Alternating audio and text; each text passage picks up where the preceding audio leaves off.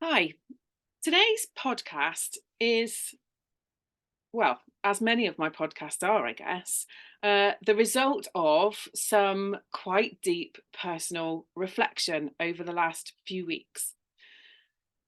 I find a lot of the people that I work with come and ask for help because they are stuck.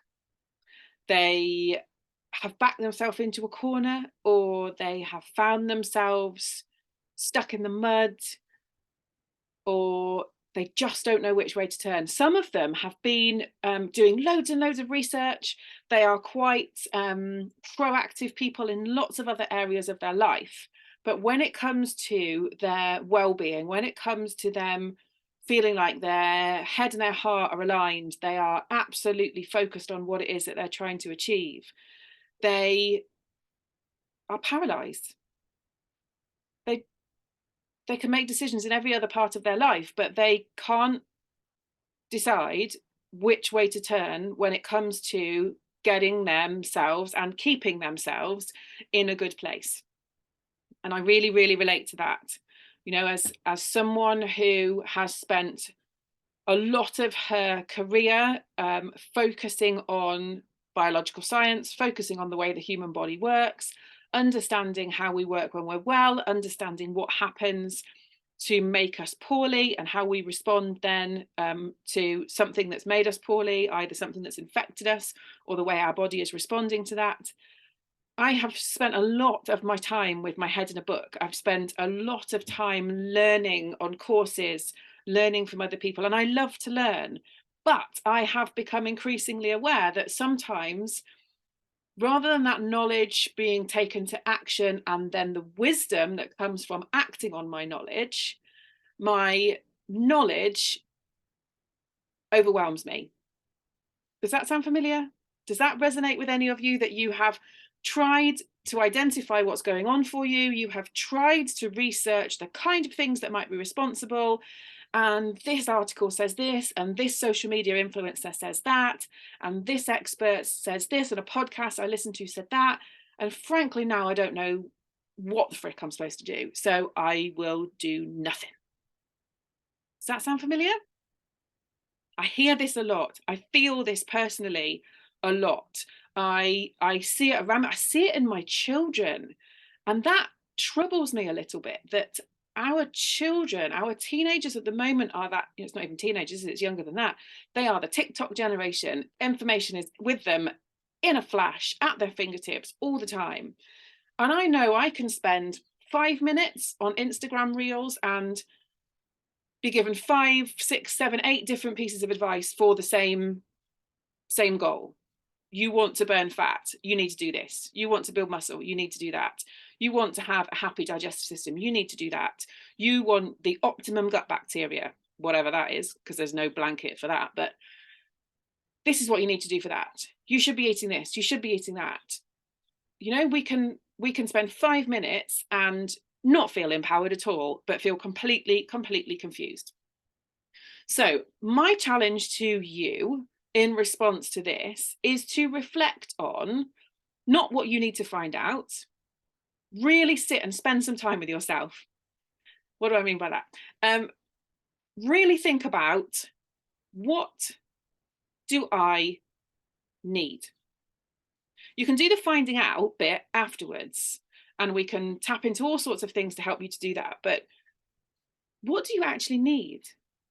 What is it that you're what is it that's not right? Now, you may be sitting here listening to this thinking, for God's sake, Beck, that's exactly why I'm in the pickle that I'm in, because I don't know what I want to do. But I really want to take you back to when you strip everything away, the shoulda, woulda, couldas, when you take your phone off you.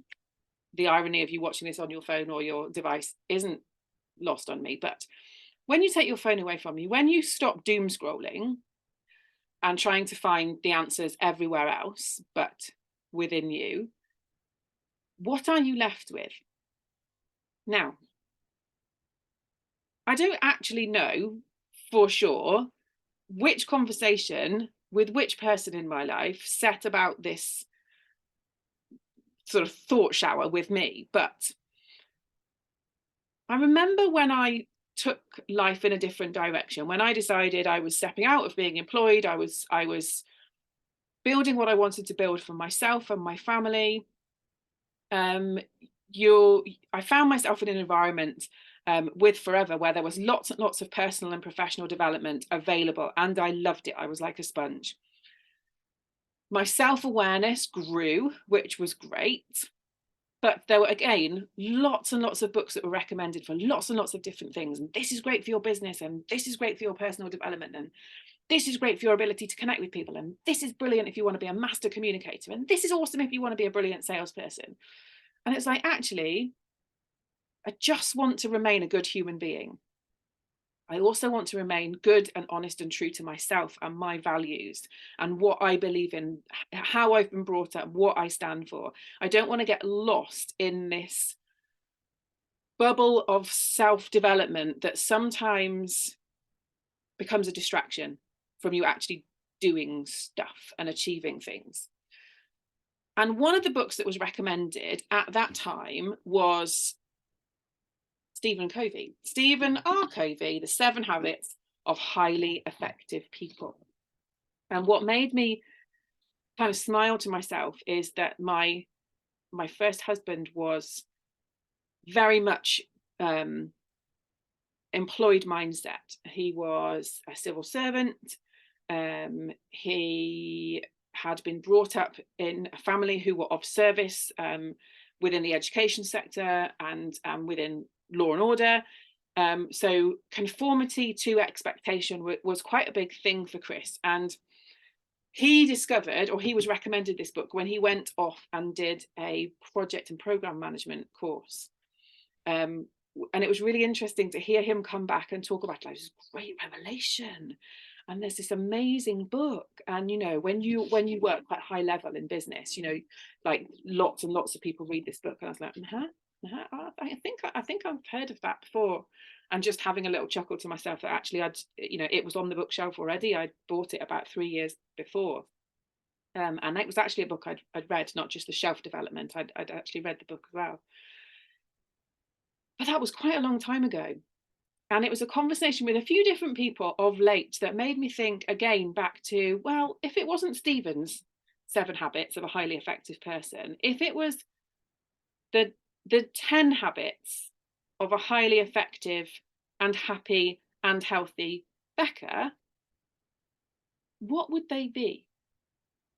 And this is my challenge to you after you've listened to this podcast. Strip it all away.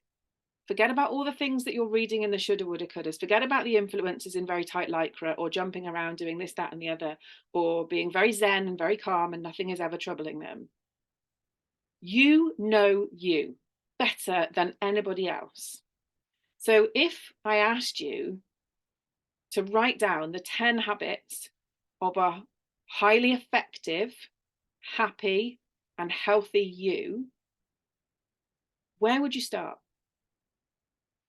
Now, my advice is to just start writing words, start writing things. And sometimes the thing we need to do is not do something, if that makes any sense at all.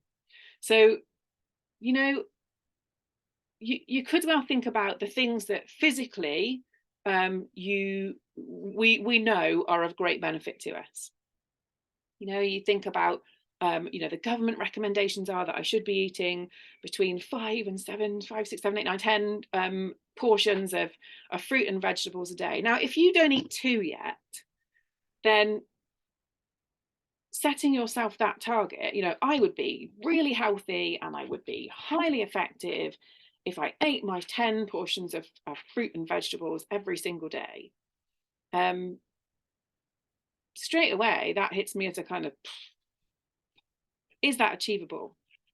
But in your heart of hearts, do you know that when you eat more fruit and veg, you have more energy, your digestive system works better, you don't get tummy ache, you go to the toilet more effectively, you have clearer skin because your digestive system is working well.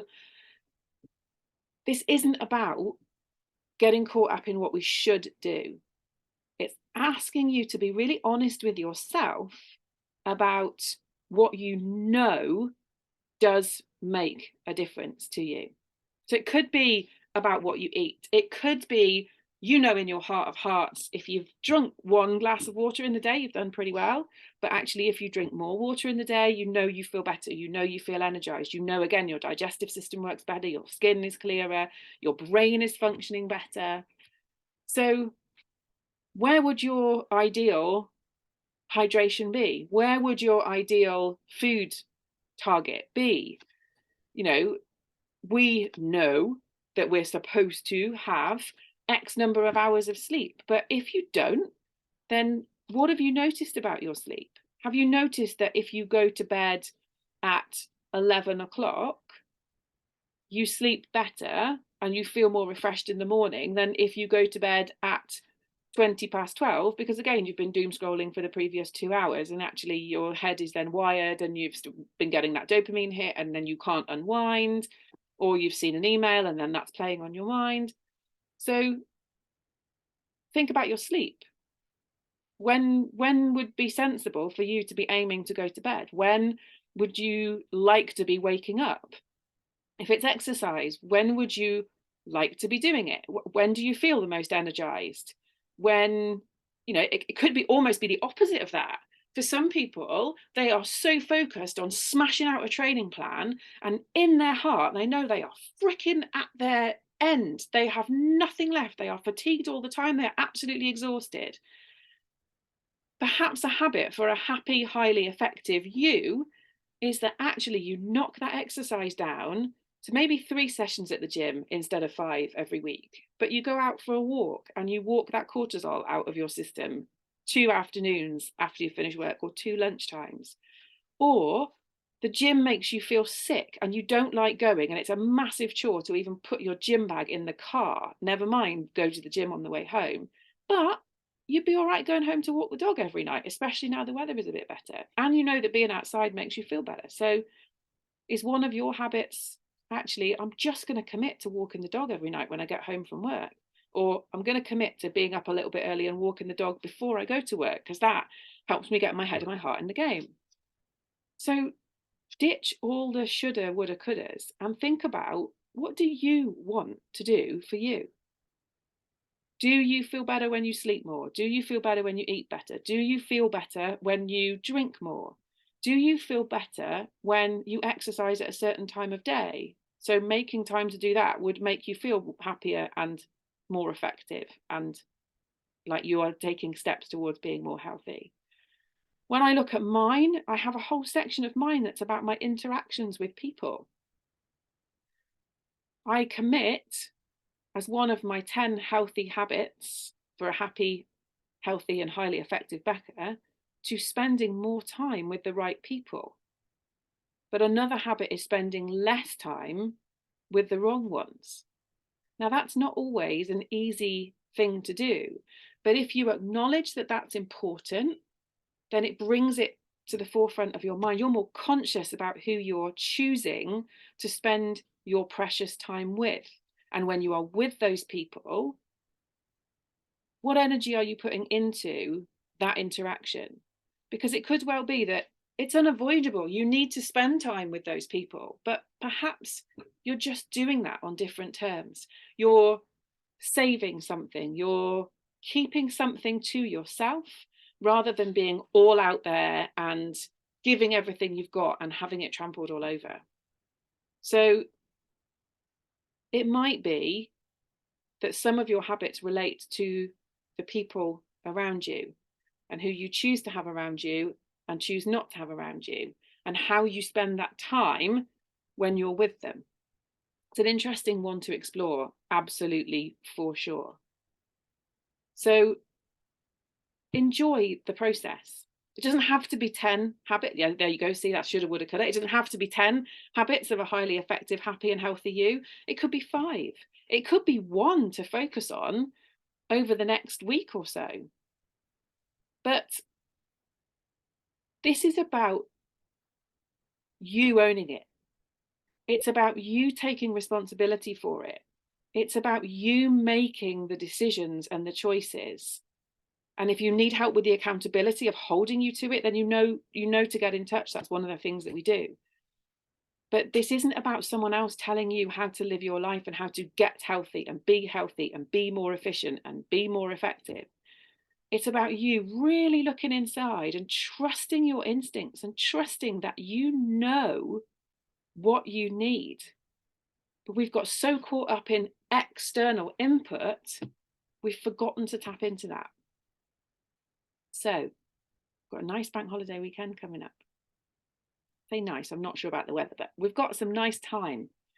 But whenever you've got time, whether it's when you're journaling in the evening, whether it's when you're out walking the dog, you might be walking to work after you've got off the train, you might just be eating your lunch, looking out the window, thinking of nothing in particular.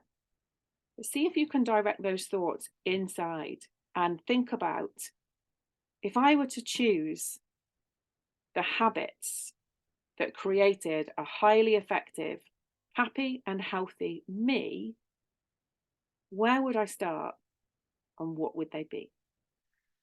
Enjoy finding out.